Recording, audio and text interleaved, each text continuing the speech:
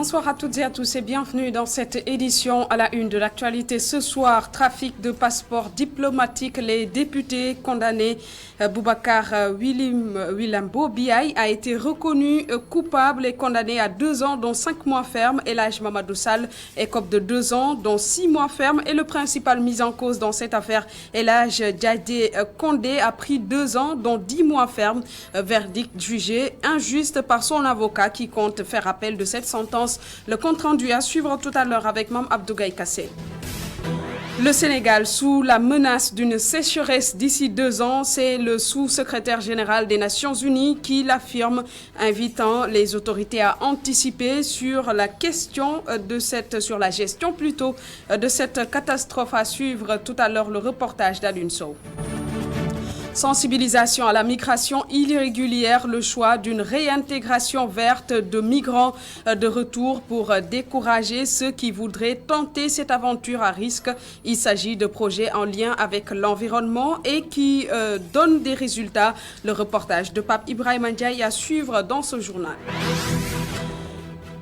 Indafa, cette expression qui renvoie à l'acte fondateur de la création artistique africaine, est le thème de la 14e édition Dakar 2022 et dont le coup d'envoi a été donné ce matin au Grand Théâtre National par le président de la République Macky Sall. La Biennale de l'art africain contemporain, événement culturel phare de l'Afrique, est prévue jusqu'au 21 juin 2022.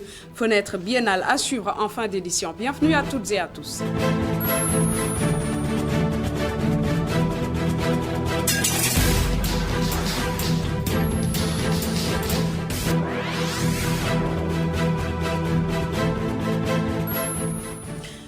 L'affaire qui a secoué, c'est l'affaire du trafic de passeports diplomatiques qui a secoué l'Assemblée nationale, a connu son verdict aujourd'hui. Boubacar Wilimbo Biaye a été reconnu coupable avant d'être condamné à 2 ans, dont 5 mois ferme pour complicité de faux et usage de faux. Son collègue Elhadji Mamadou Sall, lui aussi incriminé, a pris 2 ans de prison, dont 6 mois ferme pour les délits d'abus de confiance et d'escroquerie.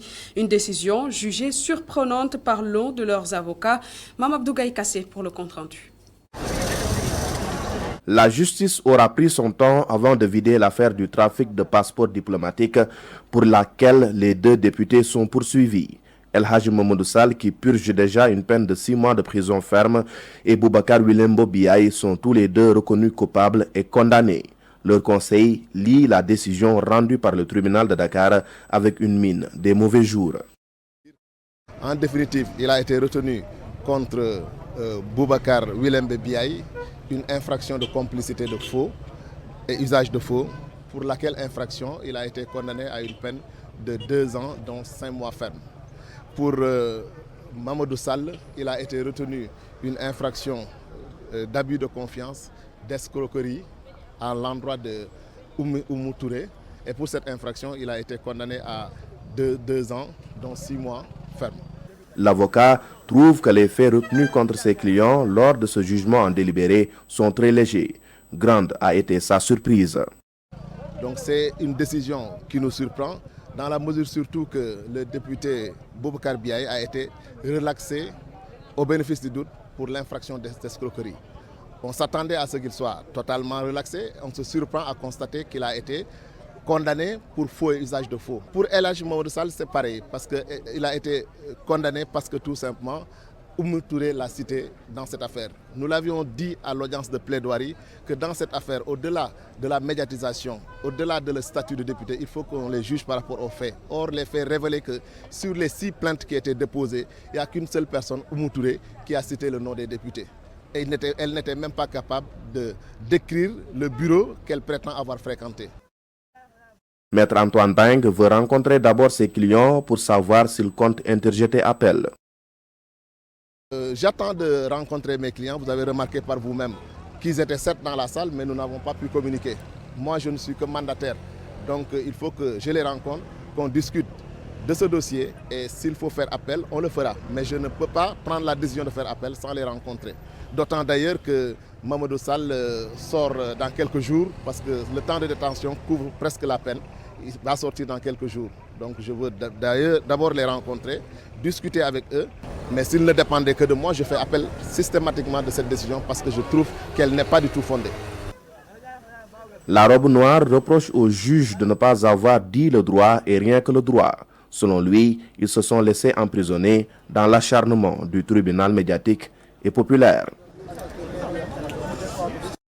Elhadji Dadji Condé, c'est le troisième accusé dans cette affaire de trafic de passeports diplomatiques, a pris la plus lourde sentence. Il est condamné à 2 ans de prison, dont 10 mois ferme pour escroquerie, association de malfaiteurs et trafic de migrants. Son avocat, Maître Elhadji Bara Ndiaye, a interjeté appel pour faire annuler le verdict qu'il juge injuste. Ses propos au micro de Mme Abdougaye Kassé. Nous avons reçu la décision qui a été rendue donc, par le tribunal. Dadji Condé il a été condamné donc, à 2 ans, dont 10 mois ferme. Donc je crois que c'est une décision critiquable. C'est une décision très critiquable. C'est pourquoi je vais relever immédiatement appel tout de suite. Et la Direction générale des élections, la Commission électorale nationale autonome et le collectif des organisations de la société civile pour les élections bénéficient d'un programme triennal dénommé Ñetti Élections. Ce programme vise à renforcer le dialogue entre partis politiques, acteurs de la société civile et le gouvernement pour plus de transparence dans les élections. Mame Seynabou Babou pour plus de précisions. Pour appuyer le cycle électoral 2021-2024 du Sénégal, l'USAID lance le programme Ñetti Élections, un programme triennal qui a pour objectif d'apporter un appui technique directement profitable aux organes de gestion des élections, mais aussi de renforcer le processus électoral. Ñetti Élections fournira une assistance technique aux organes de gestion des élections du Sénégal.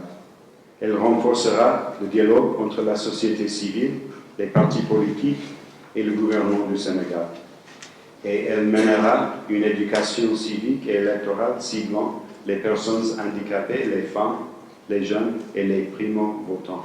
Ñetti Élections regroupe les élections locales, législatives et présidentielles. C'est un programme qui va durer 3 ans et qui porte sur les 3 élections. C'est pour ça qu'on l'appelle Ñetti Élections. Élections territoriales, élections législatives, élections présidentielles. Nous avons déjà participé à l'observation des élections territoriales. Là, nous avons à l'horizon les élections législatives à l'observation desquelles nous allons à nouveau participer. La société civile subit des attaques de tous bords ces derniers jours. Selon leurs représentants, ces attaques ne les ébranlent guère. Ils y sont habitués. Nous avons au sein de la société civile l'habitude de subir des attaques. Ces attaques ne nous ébranlent pas. Nous restons droits dans nos bottes parce que nous avons la conscience d'être à égale distance des uns et des autres. La conférence de lancement est placée sous le thème « Quelle stratégie pour les élections législatives, transparentes et apaisées ?» Il s'agira de trouver des stratégies d'ouverture au dialogue entre société civile, les partis politiques et le gouvernement pour suivre le processus électoral. Justement, en marge des élections législatives de juillet 2022, le ministre de l'Intérieur, Antoine Félix Diome, s'érige en avocat pour défendre la Direction générale des élections et la société civile qui ont fait l'objet d'attaques ces derniers jours par l'opposition. Il rappelle et précise que les règles administratives pour que chacun puisse savoir à quoi s'en tenir, pour lui, il n'y aura aucune hésitation à faire respecter les droits des uns et des autres. Antoine Félix Diome, au micro de Mame Seynabou Babou. Une mention particulière doit être décernée à la Direction générale des élections, à la tête de laquelle se trouve le contrôleur général de police, Thiendella Fall. Donc, essayer de les discréditer ou mettre en doute leur impartialité, je pense, est un exercice qu'on pouvait éviter. Et je vais aussi en profiter pour répondre à certaines interpellations sur un rappel de règles administratives régissant le fonctionnement normal de ce que nous connaissons au Sénégal comme structure. J'ai tantôt entendu, un peu partout, chez certains acteurs, souligner que l'administration a le devoir de recevoir les courriers qui lui sont destinés. Oui, c'est vrai, mais dans chaque administration, il y a un bureau du courrier. Or, quand il s'agit de la réception des dossiers de candidature et des listes de parrainage, je voudrais renvoyer, donc, très humblement, à l'article L176 du Code électoral, qui prévoit que le ministre de l'Intérieur institue par arrêté la commission qui a en charge de recevoir les listes de parrainage et les dossiers de candidature. Et cette commission a des compétences qui sont encadrées, non seulement dans la matière, mais également dans les délais pendant lesquels elle peut les recevoir. De sorte que je pense qu'après ces précisions, tout le monde saura à quoi s'en tenir quand il s'agit du respect des procédures dans notre pays. Il ne fait l'objet d'aucun doute que concernant l'administration, les droits des uns et des autres seront respectés. Mais tout autant, quand il s'agira aussi de faire supporter les obligations aux uns et aux autres, il n'y aura pas d'hésitation pour les faire respecter. Et ça, je me veux très clair sur ce point. Et à propos des investitures pour les législatives dans la coalition présidentielle, l'idée de voir le maire de Diamniadio désigné suppléant sur la liste départementale des prochaines législatives ne passe pas chez les militants de l'APR de cette commune. Les raisons sont données ici par Mohamed Badji, chef de cabinet du maire de Diamniadio, au micro de Babacar Seck. Étant donné que la vision du chef de l'État qui se déflète dans le plan Sénégal émergent a pour point de départ la commune de Diamniadio. Considérant que les responsables, militants et sympathisants de la coalition Benno Bokk Yakaar veulent massivement désigner leur mentor, Mamadou Moulaye Gueye, pour conduire la liste départementale des élections législatives du 31 juillet 2022 dans le département de Rufisque. Considérant que la commune de Diamniadio est l'une des 3 rescapés de la coalition Benno Bokk Yakaar dans le département de Rufisque lors de la razzia Yewwi Askan Wi aux élections locales du 23 janvier 2020. Réaffirmons notre engagement et notre détermination sans faille à défendre les intérêts des populations de la commune de Diamniadio. Affirmons que les manœuvres tendant à reléguer Mamadou Moulaye Gueye au second plan ne sauraient prospérer. Confirmons qu'une stratégie qui tend à mettre Mamadou Moulaye Gueye dans les coulisses ne fonctionnera pas. Invitons le président de la République à investir le coordinateur Mamadou Moulaye Gueye comme titulaire dans la liste de la coalition Benno Bokk Yakaar pour les élections législatives du 31 juillet 2020. Nécrologie à présent, l'hémicycle en deuil suite au rappel à Dieu de la secrétaire générale de l'Assemblée nationale, Marie-Joséphine Diallo. Cette nuit, la députée Yaya Diallo, qui rend hommage à la défunte, pleure une grande perte pour elle. L'hémicycle a perdu l'une de ses figures emblématiques. Feu Marie-Joséphine Diallo est considérée comme l'âme de l'Assemblée nationale pour avoir occupé ce poste pendant 26 ans. Le témoignage de la députée Yaya Diallo au micro d'Iradio. Nous nous sommes réveillés aujourd'hui avec beaucoup de tristesse et de peine. Aujourd'hui, l'Assemblée nationale vient de perdre l'une de ses plus grandes figures emblématiques. Madame la secrétaire générale Marie-Joséphine Diallo était l'âme de l'Assemblée nationale. 26 ans en tant que secrétaire générale de l'Assemblée nationale. Moi, personnellement, je retiens d'elle une grande dame pétrie de valeurs humaines. Une dame qui alliait compétence et humilité, courtoisie et affection. Aujourd'hui, l'Assemblée nationale perd son âme. Marie-Joséphine non seulement était un grand commis de l'État qui maîtrisait tous les rouages du système administratif de l'Assemblée nationale, mais aussi en tant que femme, elle incarnait des valeurs qui personnellement m'ont marqué. En tout cas, à tout le peuple sénégalais, au président de la République Macky Sall, au président de l'Assemblée nationale Moustapha Niasse, qui était son ami et son grand frère, à tout le personnel de l'Assemblée nationale, à tous les députés que nous sommes, nous présentons nos sincères condoléances à tout le peuple sénégalais. Aujourd'hui, le Sénégal a perdu un grand commis de l'État. Et puis visite du Khalif général des Mourides à Dakar du 27 au 29 mai. Tout est fin prêt, rassure le comité d'organisation au CRD préparatoire. C'est d'ailleurs tenu à la mosquée Massalikul Jinan en présence du représentant du Khalif général des Mourides à Dakar, Mbakiou Faye. La sécurité sera aussi au rendez-vous, rassure le gouverneur de Dakar, Al-Hassan Sall, que je vous propose d'écouter au micro de Cher Sall. Je disais tantôt que l'expérience doit servir à quelque chose. Nous avons l'avantage d'avoir supervisé l'organisation de la cérémonie d'inauguration de Massalikul Jinan, à l'époque, organisation du point de vue sécuritaire évidemment et technique. Et à l'époque, nous avions mobilisé un nombre impressionnant de policiers et de gendarmes. Et j'ai pu vous assurer qu'on avait des difficultés. Cette fois-ci, nous allons faire plus. Nous n'allons pas avancer un nombre tout de suite, mais ce qui est constant, c'est que la police va déployer le maximum d'éléments possibles. Parce qu'il va falloir non seulement sécuriser l'enceinte de la mosquée, mais également les alentours, sans oublier maintenant les questions liées à la mobilité. Donc tous les axes menant à Massalikul Jinan seront sécurisés pour permettre la fluidité de la circulation. Pour l'itinéraire qu'empruntera également le Khalif, cet itinéraire sera sécurisé. Donc de son domicile à Massalikul Jinan.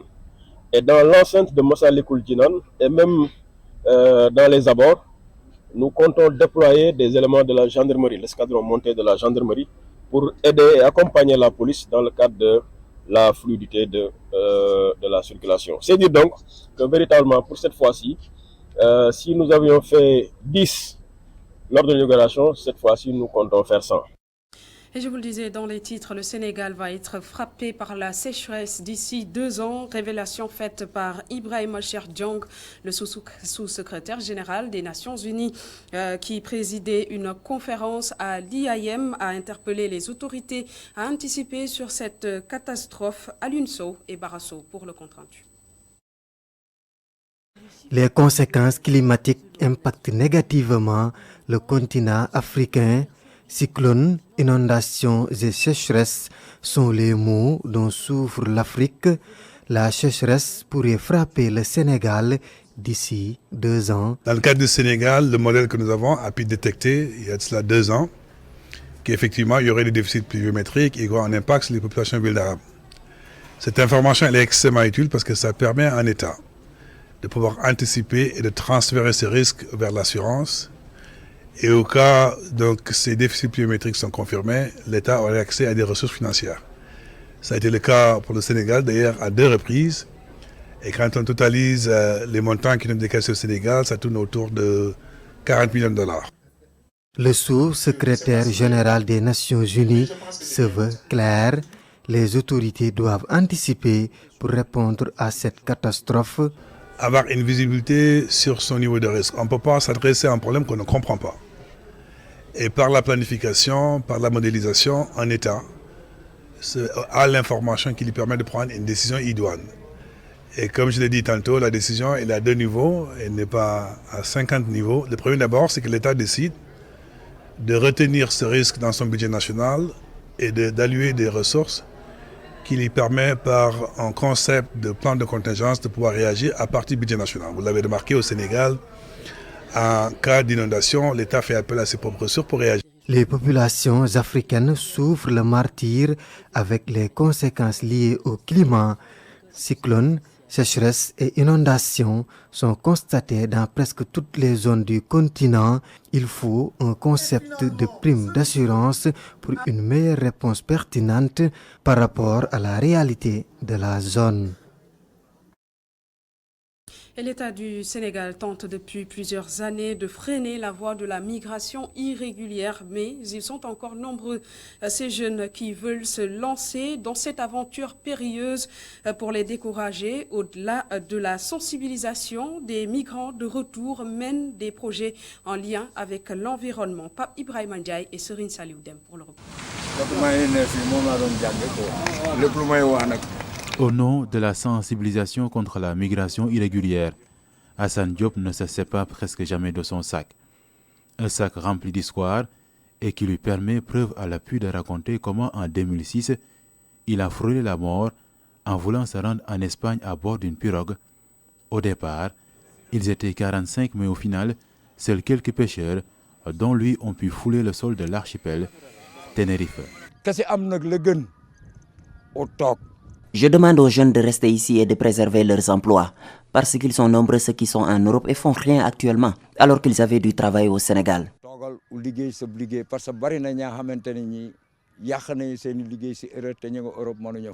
Marqué par la crise économique mondiale de 2008, Hassan Diop organise son retour au Bercail après avoir vécu pendant un bon moment dans la ville de Tarragone. Pour quitter le pays, le pêcheur s'était rendu à Djifer, une commune de Fatick, une région où nous nous sommes rendus à la rencontre de migrants de retour et qui mènent des activités vertes. Cheikh Diomaye Diouf nous accueille à Niakhar, dans cet espace qu'il a aménagé pour pratiquer l'élevage dans l'enceinte de la maison familiale. Le migrant de retour d'Espagne exerce sa passion grâce à la coopérative des éleveurs de la localité et surtout à une subvention de l'État. Avec cet appui financier, il a pu acquérir cette vache en provenance de la France à 1 600 000 francs CFA.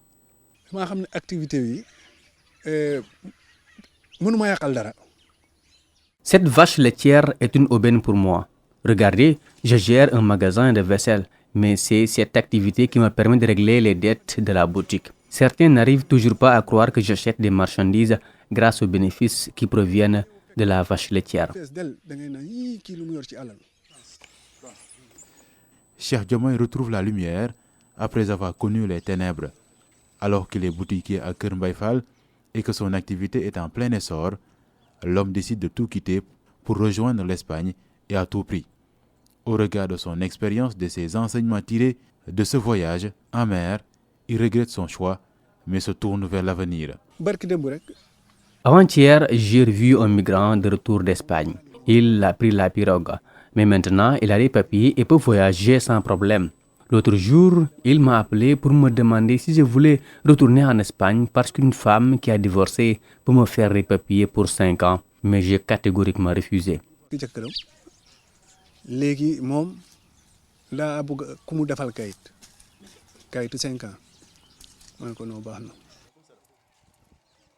Cheikh Diomaye Diouf n'est pas le seul migrant de retour à Niakhar. Leur association à Fatick, sous la houlette d'Amath Ndour, compte 501 membres dans toute la région. Également président de l'Union des commerçants et artisans de la localité, il a passé une partie de sa vie en République démocratique du Congo. Depuis son retour en 2015, Amath Ndour se mobilise pour mettre sur pied la première ferme intégrée de la zone de plus de 7 hectares. Pour qu'on puisse pouvoir employer les jeunes qui rêvent de partir en aventure au risque et péril de leur vie, aux femmes et aux potentiels et aux migrants qui sont déjà revenus et faire de preuve que ça soit un projet de référence. Le rêve d'Amath Ndour et de Cheikh Diomaye Diouf se rejoignent. Tous les deux migrants de retour, ils souhaitent l'implantation d'une grande ferme agricole au bénéfice des populations. En attendant, Cheikh Diomaye attend avec impatience les premiers puits à Niakhar. Son objectif, produire de l'arachide, bientôt de la noix de cajou, entre autres.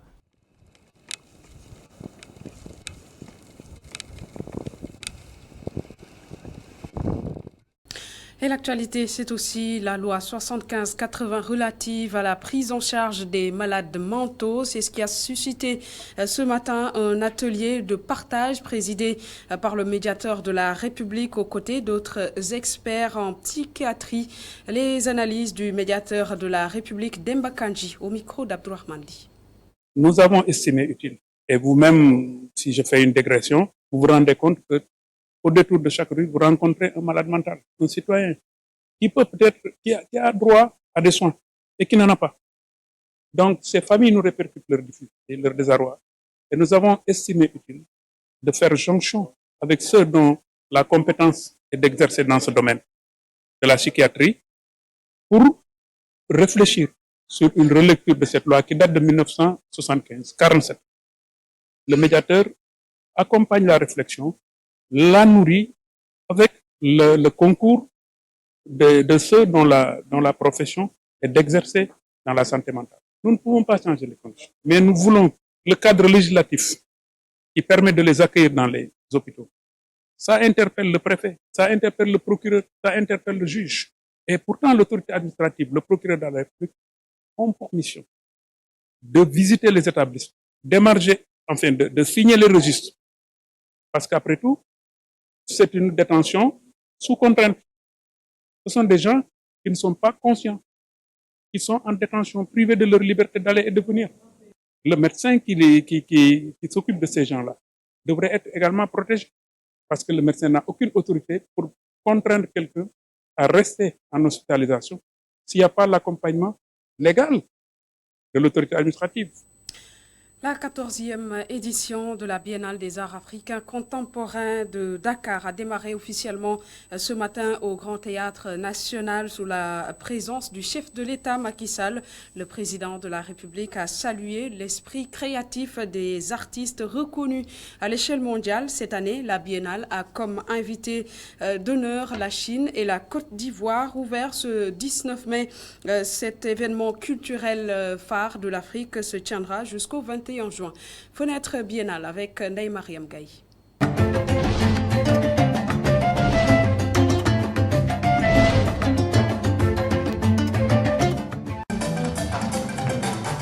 La 14e édition de la Biennale de l'art africain contemporain de Dakar est placée sous le thème de Indafa, qui signifie forger en langue sérère. Après une prestation rythmée de la famille de Fodou Ndiaye Coumba-Rose, suivi de l'orchestra Baobab de Sidiki Diabaté et bien d'autres artistes,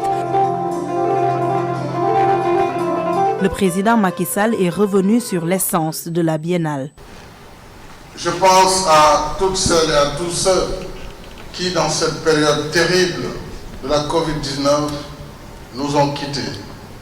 Artistes, intellectuels, citoyens du monde, connus ou inconnus.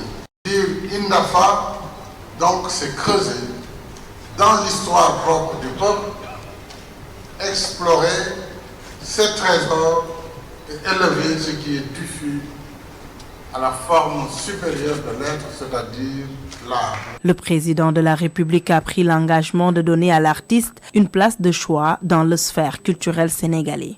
Nombre de recommandations avaient été alors formulées et la réflexion se poursuit.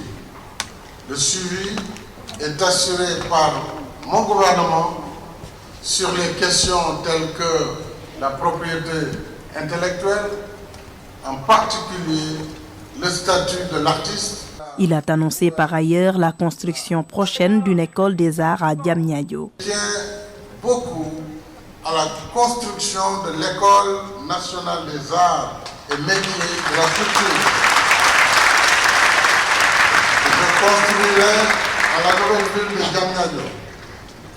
Cette nouvelle école des arts devra permettre à la communauté artistique de se réinventer dans ses métiers et dans ses projets. Le président Macky Sall a réitéré sa volonté d'associer le privé dans l'organisation de la Biennale. À partir de cette édition, nous le savons, nous sommes passés à 1 milliard de francs CFA. Et ce n'est pas suffisant. Et c'est pourquoi j'ai demandé pendant cette édition que les sociétés nationales du Sénégal puissent apporter leur contribution, et je salue la contribution qui a été la leur. Merci donc, ainsi que toutes les sociétés privées qui ont également participé au rehaussement et à la réussite de cette biennale.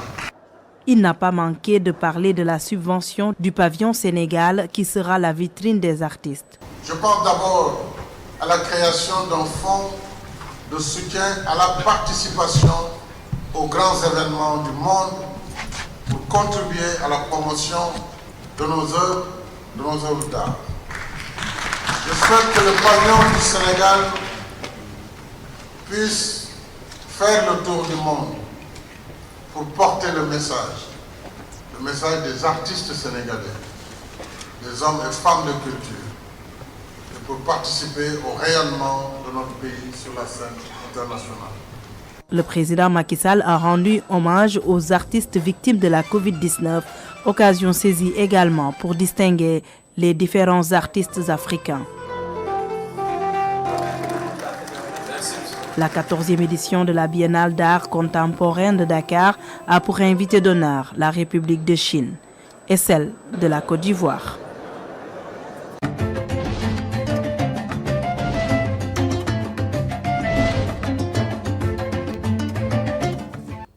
Vous l'avez compris, donc Dakar, capitale de l'art africain contemporain, c'est jusqu'au 21 juin. C'est ce qui met un terme à cette édition. Merci de l'avoir suivi. Bonne suite des programmes sur ITV.